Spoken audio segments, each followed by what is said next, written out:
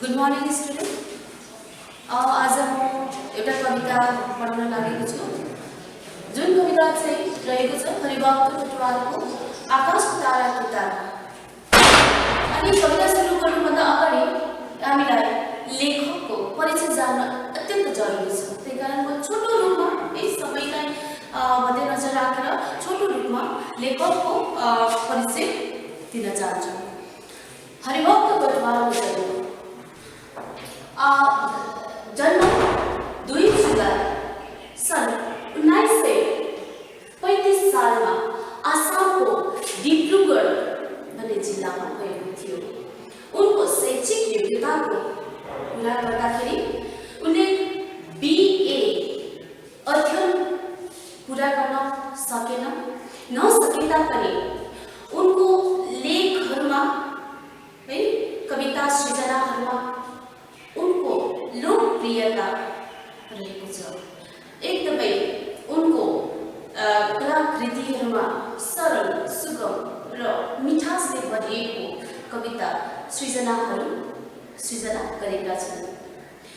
अनि प्रकाशित कृतिहरू विशेष गरी प्रकाशित कृतिहरूको कुरा गर्नुभन्दा अगाडि म एउटा कुरा जनाउन चाहन्छु कि भने उनले आसामका विभिन्न पाठशालाहरूमा शिक्षकको रूपमा पनि कार्यरत रहे भने आफू शिक्षक हुँदाहुँदै पनि उनले धेरै यस्ता दुःखहरू झेल्नु पर्यो है। आर्थिक अवस्था राम्रो नहुँदाखेरि उनले आफ्नो जन्मथलो छोडेर नेपाल देशमा गएर केही वर्ष उनले बिताएको पाइन्छ। त्यसपछि रहल बाँकी जीवन उनले आफ्नो मातृभूमिमा आएर नै बिताएको हामी जान्दछौँ। त्यसपछि रहेको छ प्रकाशित कृतिहरूमा विशेष गरी उनलाई गीतकारको रूपमा प्रसिद्धि कमाएको पाइन्छ।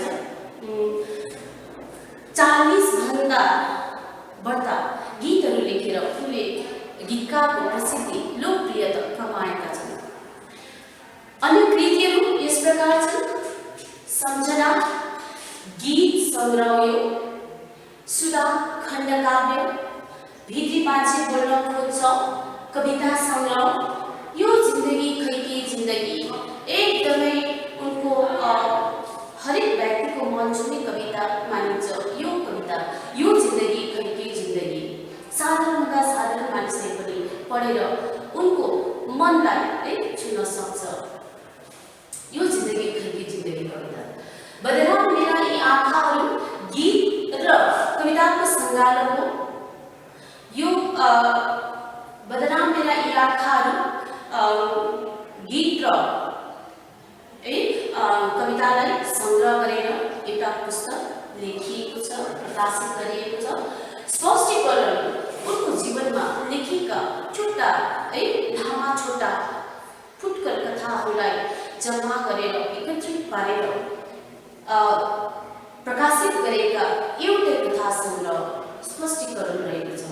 त्यसपश्चात म मरेको छैन एउटै नाटक, उनको एउटै नाटक हो म मरेको छैन। यसरी उनका प्रकाशित कृतिहरू पश्चात नेपाली साहित्यलाई एक ठुलो देन प्रदान गरेर उनी हाम्रो आकाशदेखि सन् 1980 सालको सेप्टेम्बर 10 तारिक उनी ओझल भए। उनको मृत्युमा हामी सारा नेपाली साहित्य जगत एकदमै दुखी छौँ। यति भयो उनको छोटो परिचय। पश्चात अब हामी कवितातिर जाउँ है। कविता धेरै लामो भएकोले गर्दाखेरि यो ब्ल्याकबोर्डमा लेख्न असमर्थ छु। अनि म हातमा नै किताब लिएर तिमीलाई पढेर म त्यसको व्याख्या गर्नेछु। साथै म विनम्र निवेदन गर्छु कि तिमीले पनि अगाडि बसेर किताब खोलेर हेरिदिने।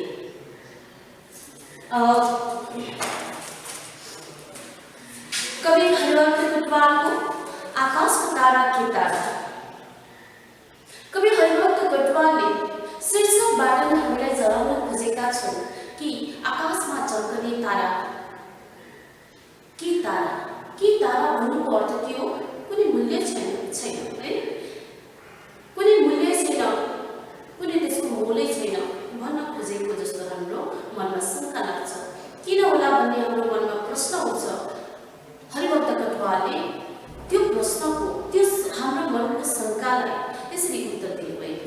बुझौँ। प्रिय, आकाशमा चम्कने लौलाके तारा, दुई तारालाई लुक्ना बनाई तिम्रा बुच्चा कानहरूमा झुन्डाइदिन सके कस्तो हुँदो हो। कविले पहिलो पंक्तिको पहिलो लाइन हरफमा है भनेका छन् प्रिय।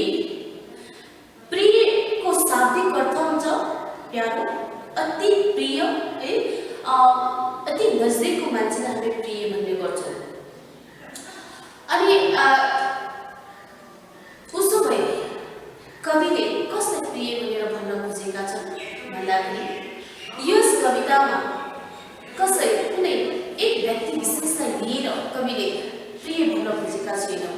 त्यसको अर्थ हामीले बुझ्नुपर्ने जरुरी छ। प्रिय भन्नाले उसो भए प्रिय भन्नाले तिमी हामी संसारभरि छरिएर बसेका मानिसहरूलाई सम्बोधन गर्न खोजेका हौ भनेर हामीले अन्दाज लगाउन सक्छौँ। भनेका छन् आकाशमा चम्कने लौलाके ताराहरूलाई हेरेर कवि कल्पना गर्नुहुन्छ दुईवटा तारा ल्याएर उनको प्रियको कानमा एक ढुकना बनाएर लगाइदिन पाए कति सुन्दर देखिन्थ्यो होला, कवि कल्पना गर्नुहुन्छ। यहाँनिर के बुझ्न जरुरी छ भन्दाखेरि लुर्कना शब्दको अर्थ हुन्छ स्त्री जातिले लगाइने गहना। हामी कानमा लगाइने, हामी कानमा लाउँछौँ, कानमा लगाइने गहनालाई भनिन्छ लुर्कना। अनि यति भन्दा पनि बुझ्दैन भने यही म अङ्ग्रेजीमा भन्न चाहन्छु इयररिङ्स। इयररिङ्स है, त्यो लुर्कना बनाउन पाए कति असल हुने थियो होला भनेर कविले कल्पना गर्नुहुन्छ। हामीलाई थाहा छ कल्पना र भावनामा रहेर जीवन कहिले अघि बढ्न सक्दैन। तर किन कविले यहाँनिर कल्पना गरेका छन् त्यो छुनै नसक्ने आकाशका तारालाई हेरेर किन लोभिनु भएका छन् भनेर प्रश्न उठ्न सक्छ है हाम्रो मनमा। यसको उत्तर पनि लगत्तै कविले तलतिर दिएका छन्। तर प्रिय, ती तारा टाढा आकाशमा रहनाले तारा छन्, हातले टिप्न सक्ने फल झै फल्दा हुँदा ती ताराहरू रूपमा तारा नभई तारा हुन्थे। तर कविले अघिको कल्पना है आकाशको तारालाई ल्याएर लुर्कना बनाउने जुन कल्पना थियो त्यो कल्पनालाई तत्कालै परित्याग गरेर उनले अर्को कल्पना, अर्को कुरा है, अर्को विचार राखेका छन्। उनी भन्नुहुन्छ आकाशमा लागेको तारा हामीदेखि धेरै कोसौं दूर टाढामा रहेका छन्, त्यसै कारण उनीहरूको मूल्य छ। उनीहरू हामी माझ सम्मानित छन् हैन। यदि ती आकाशमा लाग्ने ताराहरू हाम्रा वरिपरि रुखहरूमा फल्ने फल झै भएको भएदेखि ती तारा नभई झटारा हुन्थे। झटारा हुनु भनेको चाहिँ मूल्यहीन हुनु है, आफल हुनु, युजलेस हुनु, काम नलाग्ने हुनु भन्ने बुझिन्छ। कोही पनि प्रश्न सोधिन्छ तिनीहरूलाई कि झटारा तारा नभई झटारा हुन्थे भनेका भन्नाले के बुझिन्छ भनेर प्रश्न सोध्न सकिन्छ। तारा हामी भन्ने बित्तिकै हामीलाई के लाग्छ? तारा सुन्दर है, एकदमै सुन्दर चम्किलो देखिन्छ, त्यसलाई हामी सम्मान गर्छौँ, त्यसको मूल्य छ भन्ने ठान्छौँ।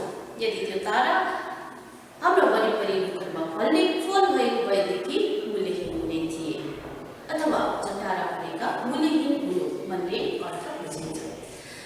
अनि यहाँनिर कविले भन्न के खोजेका छन् भन्दाखेरि है नजिककोलाई हामी मान्यता दिँदैनौँ, टाढोकोलाई जति मान्यता दिन्छौँ र सम्मान गर्छौँ, नजिककोलाई हामी मान्यता दिन सक्दैनौँ, चाहँदैनौँ पनि विशेष गरी।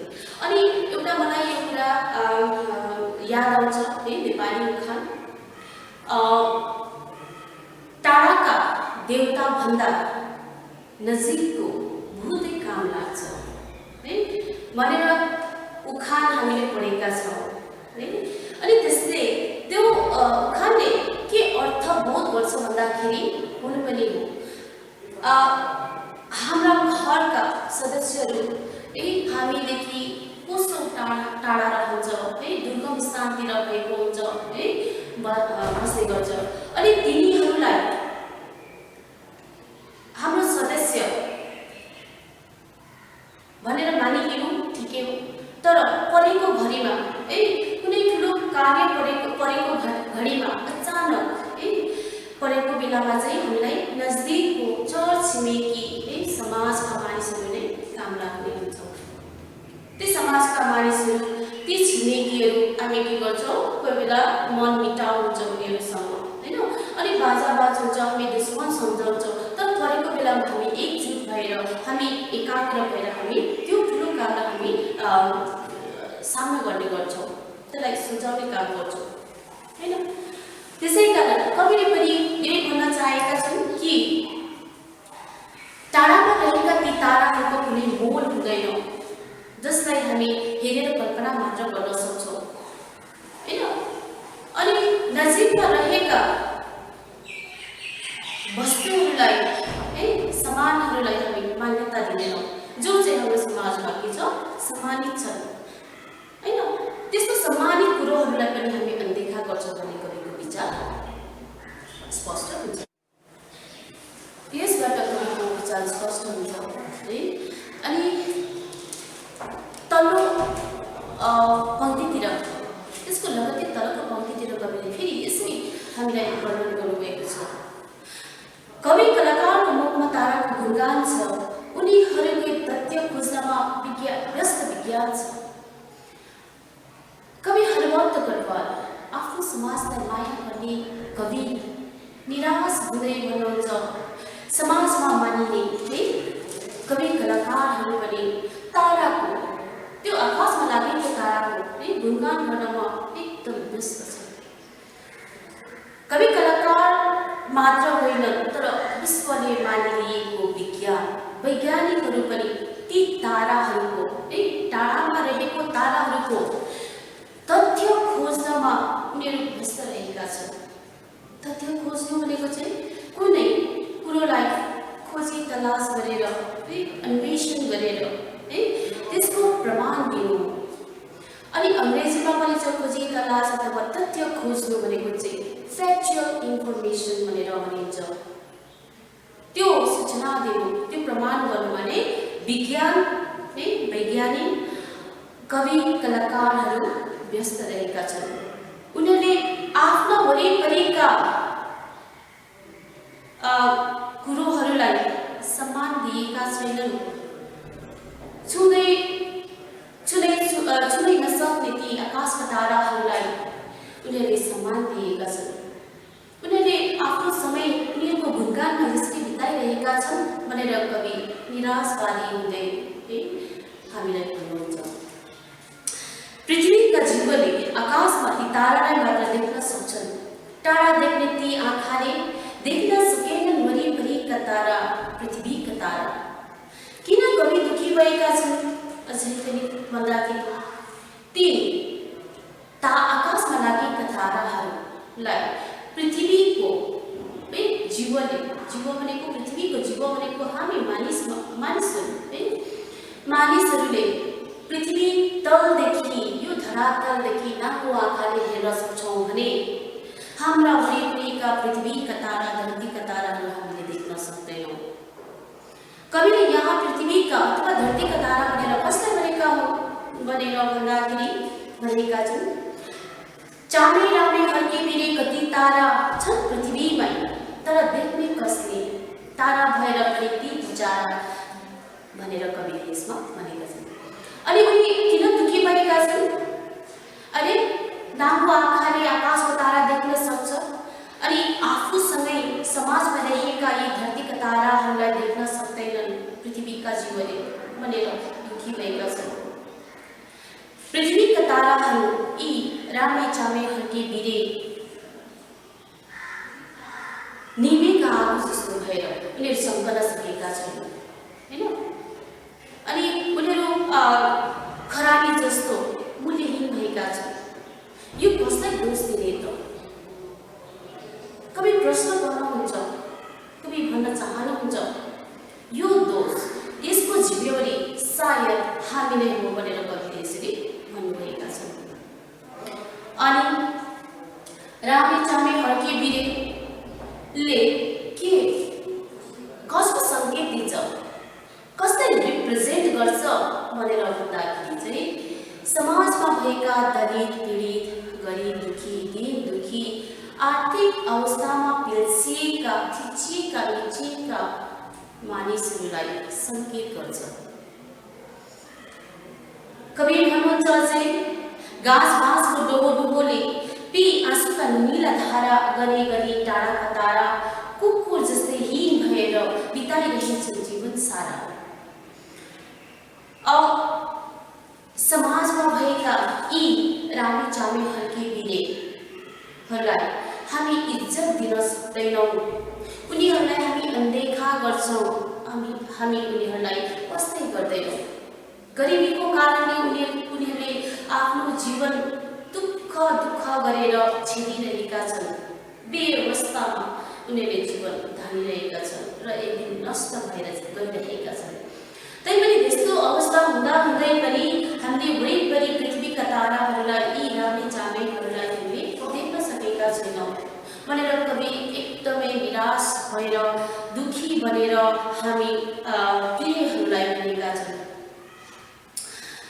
यहाँनिर कविले पृथ्वीका तारा भनेर रामे चामे हर्कीको जीवनलाई कुकुरसँग, एउटा जनावर, एउटा जन्तुसँग यसरी तुलना गरेका छन्। किनभने मानिलियो घरमा पालिएको कुकुरलाई त हामी 24 घण्टा समय दिन सक्दैनौँ भने, होइन, 24 घण्टा समय दिन सक्दैनौँ भने त्यसलाई खानु र बस्नु समय दिए तापनि हामीहरूले उनीहरूलाई के गर्छौँ, उनीहरूको स्वतन्त्रतालाई घाँटीमा बाँधेर उनीहरूको स्वतन्त्रतालाई हामीले मिचिरहेका छौँ भने त्यो कुकुरलाई, घरमा पालिएको कुकुरलाई पर राखेर बाहिरको कुकुरलाई हेरौँ, सहर बजार गल्ली चोक बजारतिर घुमी हिँड्ने बेसहारा कुकुरहरूको जीवनलाई हेरौँ, भोकै मरिरहेका छन् ती कुकुरहरू। हामीलाई कुनै परवाह छैन, हामी त्यसलाई पन्साएर हिँड्छौँ, हामीले उनीहरूको जीवनलाई परवाह गर्दैनौँ, मूल्यहीन ठान्छौँ उनीहरूको मृत्युलाई, उनीहरूको जीवनलाई। त्यस्तै आजको पृथ्वीका ताराहरू, धरतीका ताराहरू पनि त्यसरी नै बेहाल जीवन जिरहेका छन्, बाँचिरहेका छन्। कवि असन्तोष प्रकट गरेका छन्, मानव हामी धरतीका जीवहरूप्रति कवि असन्तोष भएका छन् र अझै कवि भन्न छाडेका छैन। भन्नुहुन्छ पहिलो प्रश्न आउँछ नानी, तिमीहरूलाई कुकुरको जीवन भनेर के भनेका हुन् भन्दाखेरि कुकुरको जीवन चाहिँ के हो, मूल्यहीन जीवन भनेर भनिएको। कुकुरको जीवनसँग मानिसलाई कुनै परवाह छैन, परवाह नहुँदाखेरि उनीहरूको जीवन के हुन्छ, मूल्यहीन हुन्छ भन्ने अर्थ बुझिन्छ। आकाशको तारा के तारा न उनमा छ आफ्नोपनकै, एक सूर्यको ज्योतिमा नै ती ताराको अस्तित्व हराउँछ। त्यसै कारण कवि भन्नुहुन्छ, अझै भन्नुहुन्छ, आकाशको तारा के तारा, आकाशको तारा हामी छुनै सक्दैनौँ र त्यसलाई हामी किन सम्मान गरौँ, त्यसलाई किन मूल्यवान ठान्नु। के तारा, धरतीको तारालाई हामीले के गर्नुपर्छ, मानिलिनुपर्छ, उनीहरूलाई मूल्य दिनुपर्छ भनेर कवि भन्नुहुन्छ। अनि आकाश हामीलाई भूगोलले सिकाएको छ, पढाएको छ कि ताराहरूको आफ्नो उज्यालो हुँदैन, होइन, अनि त्यसले उज्यालो चाहिँ आफ्नो प्रकाश, त्यसले प्रकाश चाहिँ सूर्यबाट ग्रहण गर्छ भनेर भूगोलले हामीलाई सिकाएको छ। त्यसै कारण त यो घाम लाग्दाखेरि दिनमा हामी तारा चम्केको देख्दैनौँ। जब घाम अस्ताएर जान्छ अनि मात्र रात्रि आकाशमा तारा चम्केको हामी देख्छौँ, कारण आफ्नो उज्यालो नभएकोले गर्दा। त्यसै कारण अर्काको प्रकाशको सहारामा बाँच्ने यी ताराहरूको कुनै आफ्नोपन छैन, कुनै अस्तित्व छैन। अस्तित्व भनेको एक्जिस्टेन्स, रहनुको भाव, होइन। त्यो सूर्य छ भने तारा छ, यदि सूर्य छैन भने तारा पनि छैन, त्यो हो अस्तित्व। अनि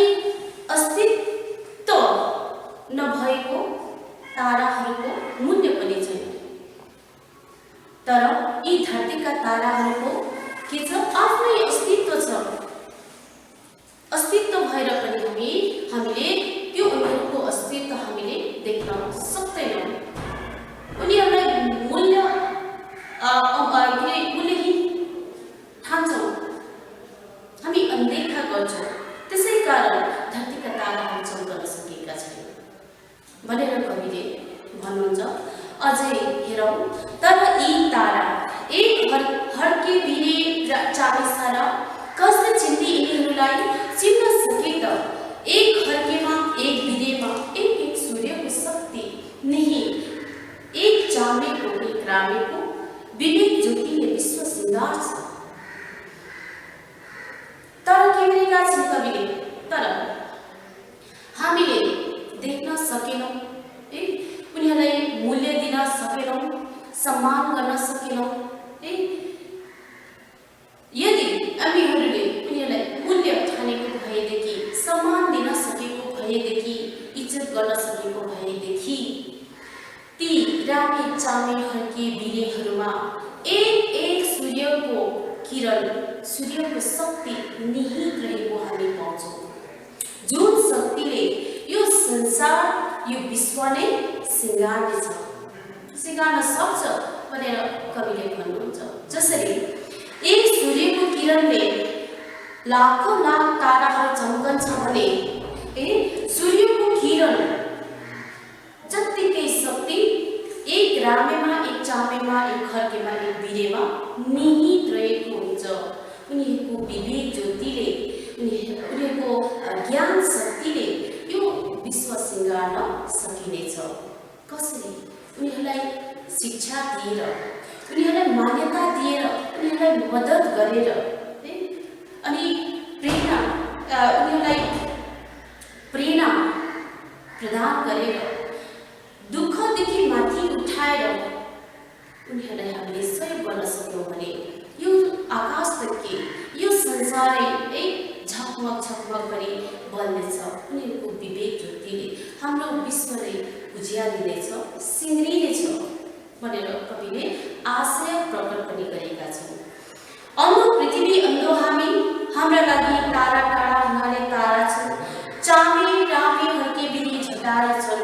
तर अफसोस कविलाई धोका लाग्छ, किनभने हामी अन्धो छौँ। पृथ्वीमा बस्ने मानिसहरू सबै अन्धा छन्, देख्न सक्दैनन् आफ्ना नजिकैका ताराहरू। टाढामा रहेको तारालाई हामी मान्यता दिन्छौँ, कवि दुःखी बन्नुहुन्छ। त्यसै कारण त्यो आकाशमा लागेको तारालाई मान्यता दिने हुनाले नै आज हाम्रा पृथ्वीका ताराहरू के छन्? झटारा भएका छन् भनेर कविले यसरी भनेका छन्। अनि मूल्यहीन हाम्रा पृथ्वीका ताराहरू मूल्यहीन भएका छन्। मूल्यहीन हुनुको कारण पनि हामीलाई दोस्याउनु भएको छ। हामी तिमी सबै संसारका प्रियहरूलाई यसरी भन्नुभएका छन्। हामीलाई जिम्मेवारी दिएका छन्, उनीहरूलाई अनदेखा गर्नु, उनीहरूलाई अवहेलना गर्नु चाहिँ हामी नै भनेर कविले यसरी भन्न चाहेका छन्। अनि कविताको अन्ततिर कविले फेरि यसरी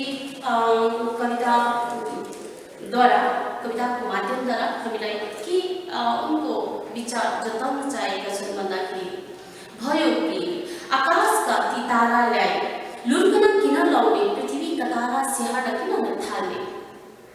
कवि निराश हुँदै, थकित हुँदै अब भन्नुभएको छ कि अब भयो, अब चाहिँ के गर्नु? भयो भन्नुको अर्थ चाहिँ के हो? कल्पना र भावनामा बाँच्नु होइन, रहनु होइन। अब भयो, कल्पना छोडिदियो, त्यो भ्रम हो, त्यो एउटा खोक्रो कल्पना हो, जसले चाहिँ हामीलाई के गर्छ? त्यसै कल्पनामा खोक्रो संसारमा डुलाइदिन्छ। अब त्यसलाई त्याग्नुपर्छ। अनि के गर्ने? आकाशको तारालाई ल्याएर लुर्कन बनाउने कल्पना हामीले त्यागेर पृथ्वीका ताराहरूलाई स्याहार्नुपर्छ। त्यसै कारण प्रिय अझै अलिक दिन बुच्चै बसिदेऊ। त्यसै कारण आफ्नो प्रियलाई आग्रह गर्नुहुन्छ, बिन्ती गर्नुहुन्छ कि प्रिय अलिक दिन बुझ्दै बसिदेऊ। बुझ्दै बसिदेऊ भनेको चाहिँ अलिक दिन समय पर्खिदेऊ। हामीलाई कुनै नयाँ परिवर्तन ल्याउनको लागि समय चाहिन्छ, परिवेश चाहिन्छ, समय चाहिन्छ है। अनि हामीलाई त्यस बेला है नयाँ परिवर्तनको लागि हामीलाई धैर्य गर्ने क्षमता पनि चाहिन्छ। हामीमा हुनुपर्छ स्वयं धैर्य भन्ने कुरा हामीले बुझेको हुनुपर्छ। त्यसै कारण आफ्नो प्रियलाई यसरी सम्झाउनुहुन्छ, अलिक दिन बुझ्दै बसिदेऊ, धैर्य धारण गरेर बस अनि संयम भएर बस। अब नयाँ सृजना गर्नुपर्छ, अब नयाँ कुरो हामीले परिवर्तन गर्नुपर्छ भनेर कविले आफ्नो प्रियलाई यसरी आग्रह गर्नुहुन्छ, सम्झाउनुहुन्छ। प्रिय अझै अलिक दिन बुझ्दै बसिदेऊ, बुच्चा कालमा रुका नहोइन पृथ्वीका रत्न बटुली तिम्रो मनको कालो आकाशमा ज्योति सजाउला। अनि के गरेको छ? बुझ्दै बसिदेऊ, पर्खेर बसिदेऊ, धैर्य गरेर बसिदेऊ, स्वयं साथ बसिदेऊ भनेर आग्रह गर्दै कविले भन्नुहुन्छ कि अब यो पृथ्वीको ताराहरू बटुलेर, पृथ्वीको अमूल्य रत्नहरू बटुलेर नै तिम्रो बुच्चा कानहरूमा म रुकन लगाइदिन्छु। अनि मनको कालो आकाश भनेर यहाँनिर कविले गरेका छन् है। यो मनको कालो आकाश भन्नाले चाहिँ नराम्रो भाव भावनाहरू जति पनि हाम्रो मनमा रहेको छ यो भ्रम हो, यो कल्पना सपनाहरू भनिन्छ, यो भ्रम हो। भ्रम भनेको इल्युजन है, जसमा अन्तमा केही पनि रहँदैन। हामी कल्पना सोचेर बसिरहन्छौँ, कल्पना गरेर बसिरहन्छौँ, भाव भावनामा हामी भुलिरहन्छौँ, समय लागेर कहाँ पुगिसक्यो है, हामी त्यही भावना कल्पनामा बसिरहन्छौँ। अन्तमा के रह्यो? हातमा रह्यो शून्य भने जस्तै भावना र कल्पनामा हामीले बस्नु हुँदैन है। त्यसै कारण कविले भनेका छन् तिम्रो मनको भ्रमलाई मेटाइदिउला अनि मात्र हाम्रो साँचो उन्नति हुनेछ भनेर कविले यसरी भनेका छन्। मनको कालो आकाश भनेको चाहिँ भ्रमलाई हटाउनुपर्छ। भ्रम भनेको कल्पना भावना, खोक्रो भावना कल्पनाहरूलाई यहाँ भ्रम भनेका छन्, भ्रम भनिन्छ। यो भ्रम जति पनि छ त्यो चाहिँ भ्रम चाहिँ हामीले हटाइदिनुपर्छ। कल्पना गर्ने, यही भावनामा भुलिने हामीले अब त्यो आदत, त्यो स्वभाव हामीले छोड्नुपर्छ अनि मात्र हाम्रो साँचो उन्नति हुनेछ भनेर कविले भन्न चाहेका छन्। अनि यो कविता यहाँ आएर शेष हुन्छ। कविताको सुरुदेखि अन्तसम्म हामीले यसरी पढेर आउँदाखेरि है यो कविताको माध्यमद्वारा कविले के भन्न चाहेका छन् भन्दाखेरि एक सेन्टेन्समा होइन, एक वाक्यमा भन्दा सारांशमा, एक सेन्टेन्स होइन सारांशमा भन्नुपर्दा कविले आकाशको तारा के तारा भनेर चाहिँ भनेका छन् कि हामीदेखि है टाढा रहेका अथवा त्यसलाई पाउने सम्भावना कम्ती भएको होइन कुरोलाई हामीले मान्यता दिन्छौँ। त्यो मान्छेको प्रवृत्ति हो। प्रवृत्ति भनेको चाहिँ एउटा त्यो जन्मगत प्रवृत्ति हो होइन। जन्मगत प्रवृत्ति भनेको चाहिँ अङ्ग्रेजीमा बुझ्न पर्दाखेरि पर्मनेन्ट क्यारेक्टर भनिन्छ होइन। मान्छेको त्यो मेटाउँदा पनि नमेटिने, सुधार्दा पनि नसुध्रिने त्यो चरित्र हो, त्यो क्यारेक्टर हो है। त्यस्तो क्यारेक्टर कस्तो क्यारेक्टर? आफूमा जे छैन त्यो पाउने रहर भइरहेको, इच्छा भइरहेको, अनि पाएपछि त्यसको मूल्य कम्ती भएको, त्यो मान्छेको प्रवृत्ति। कविले त्यही भन्न खोजेका छन्। अनि पाउनै नसक्ने असम्भव कुरोहरूको कल्पना गरेर है त्यसलाई मान्यता दिनु चाहिँ त्यो चाहिँ हाम्रो मूर्खता हो। जे छ आफूमा, जे छ हाम्रो वरिपरि जे छन् है ती कुरोहरूलाई नै समेटेर मान्यता दिनु, त्यसलाई मूल्यवान ठान्नु र त्यसलाई इज्जत गर्नु नै हाम्रो श्रेष्ठता हो भनेर कविले यस कवितामा भन्न चाहेका छन्। अनि आशा लाग्छु धेरै थोर तिमीहरूले बुझ्यौ होला है। अनि जबसम्म तिमीले यो कविता पढ्दैनौ, पुस्तक पढ्दैनौ, तबसम्म कुनै पनि च्याप्टर तिमीले बुझ्न सक्दैनौ, कुनै पनि पाठ तिमीले बुझ्न सक्दैनौ।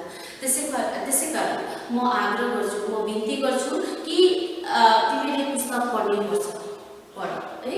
अनि नबुझेको खण्डमा हामी स्कुल लागेपछि फेरि डिस्कस गर्नेछौँ के कति बुझेछ, नबुझेको खण्डमा फेरि हामी इन्टरेक्सन गर्नेछौँ, क्लास लागेपछि इन्टरेक्सन गर्नेछौँ।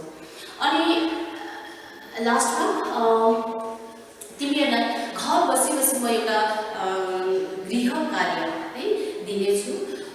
गृह कार्यको निम्ति प्रश्न रहेको छ, आकाशको तारा, हरिभक्त कवि हरिभक्त कटुवालद्वारा लिखित आकाशको तारा के तारा शीर्षक कविताको सरल भाव लेख सारांश लेख्नु पर्यो। धन्यवाद।